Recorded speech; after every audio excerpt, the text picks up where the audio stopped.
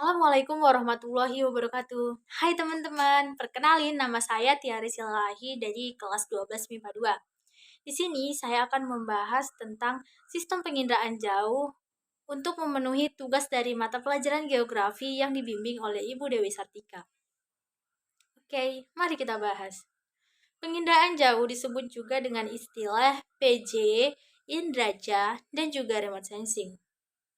Sistem penginderaan jauh merupakan ilmu, seni, dan teknik yang digunakan untuk merekam benda, gejala, dan area di permukaan bumi dari jarak jauh tanpa kontak langsung dengan objek tersebut.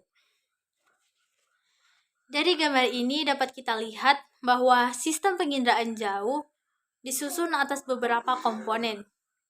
Komponen-komponen tersebut menjadi satu kesatuan yang utuh. Jika salah satu komponen tidak menjalankan fungsinya dengan baik, maka sistem penginderaan jauh akan terganggu. Untuk mendapatkan informasi geosper melalui penginderaan jauh didukung oleh beberapa komponen. Nah, apa saja sih komponennya? Menurut Sutanto, komponen di sistem penginderaan jauh meliputi sumber tenaga, atmosfer, sensor, analisis dengan objek atau interaksi dengan objek, perolehan data, dan pengguna data. Yang pertama yaitu sumber tenaga. Penginderaan jauh bertujuan untuk mengetahui gambaran area di permukaan bumi yang direkam oleh sensor. Sumber tenaga terbagi menjadi dua, yaitu sumber tenaga aktif dan sumber tenaga pasif. Sumber tenaga aktif merupakan sumber tenaga yang diperoleh melalui buatan manusia. Contoh dari sumber tenaga aktif merupakan cahaya buatan dari lampu blitz. Sumber tenaga aktif biasanya digunakan untuk merekam objek pada malam hari. Sedangkan sumber tenaga pasif merupakan sumber tenaga yang diperoleh dari sinar matahari, sehingga menghasilkan sistem yang pasif. Untuk sistem penginderaan jauh pasif yang mengandalkan sinar matahari, kualitas gambar yang diperoleh sangat bergantung kepada kondisi cuaca, waktu penyinaran, dan permukaan bumi yang memantulkan cahaya. Sudah kita bahas sebelumnya bahwa sumber tenaga pasif itu dipengaruhi oleh sinar matahari. Maka sumber tenaga pasif biasanya dilakukan pada siang hari. Yang kedua yaitu atmosfer. Atmosfer di sini berfungsi untuk meneruskan cahaya atau gelombang elektromagnetik sehingga benda dapat memantulkannya kembali ke sensor. Atmosfer memengaruhi panjang gelombang yang dipancarkan oleh sumber tenaga. Pengaruh atmosfer ini bersifat selektif terhadap panjang gelombang. Tidak semua sumber tenaga yang dipancarkan dapat sampai ke objek di permukaan bumi. Karena sifat yang selektif dari atmosfer inilah terdapat istilah jendela atmosfer. Nah, apa sih jendela atmosfer itu? Jadi, jendela atmosfer merupakan spektrum elektromagnetik yang dapat mencapai objek di permukaan bumi. Karena ada jendela atmosfer inilah, maka sumber tenaga dapat sampai ke objek di permukaan bumi. Yang ketiga yaitu sensor. Sensor adalah benda yang digunakan untuk merekam, mendeteksi, dan melacak objek-objek di permukaan bumi dalam jangkauan tertentu. Alat yang digunakan untuk membawa sensor di sini disebut wahana. Wahana yang biasa digunakan yaitu balon udara, pesawat terbang, satelit, dan juga drone.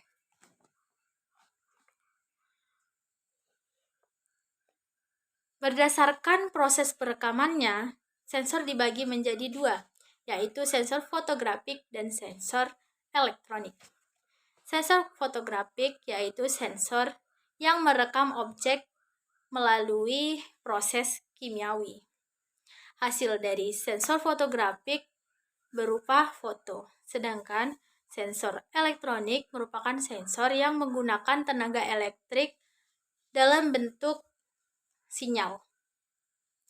Sinyal elektrik ini biasanya direkam dalam pita magnetik yang kemudian dapat diproses menjadi data visual dan data digital dengan menggunakan komponen yang kemudian lebih dikenal dengan sebutan citra.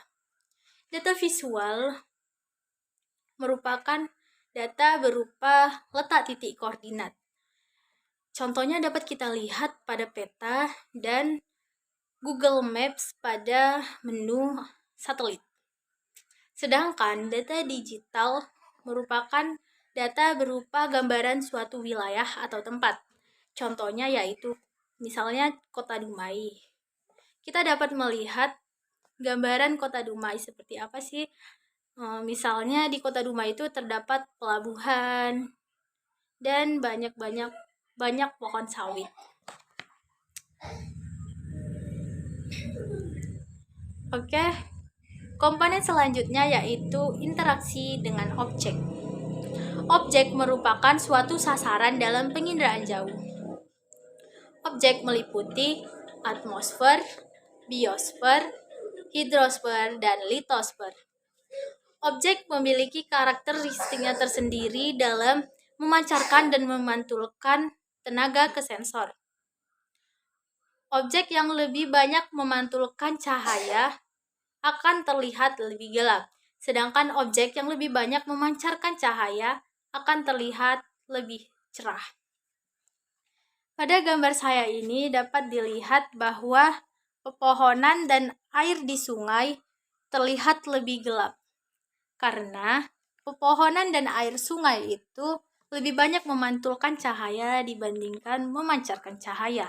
Sedangkan bangunan dan atap perumahan terlihat lebih cerah. Mengapa?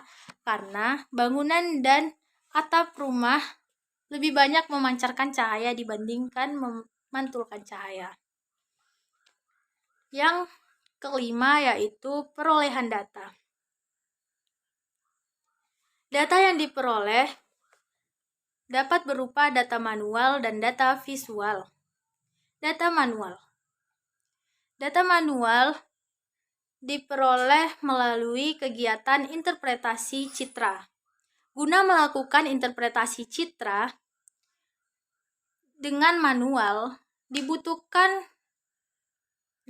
alat bantu yang bernama stereoskop. Stereoskop digunakan untuk melihat objek dalam bentuk 3 dimensi. Contohnya yaitu ketika kita melihat bulan dengan stereoskop, bulan akan terlihat bentuk bola atau bulat.